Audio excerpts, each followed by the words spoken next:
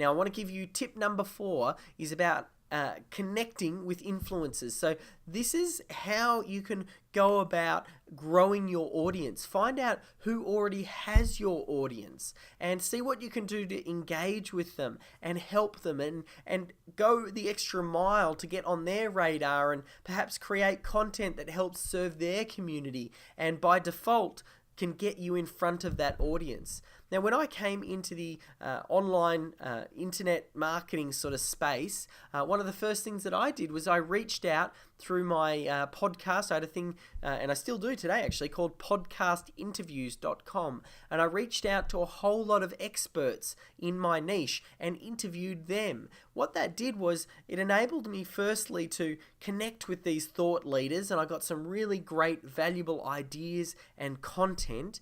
And I was able to share that obviously with my community, which at the time was quite small. It started to grow over time as my popularity starts to rise, but it positions me as an expert as well and someone to listen to because I'm talking with all of these other experts. So I became an expert by default. And then also once you interview someone, you'll find that the expert, they can't help but share it with their community. So if they've got your audience and you do an excellent interview with them, there's a very good chance they'll post it on their Facebook and their Twitter, and perhaps they'll make a blog post about it. And it's just a great way to very quickly get in front of someone else's audience to help get your message out. And this whole idea is, how do we get your message in as front of as many people as possible?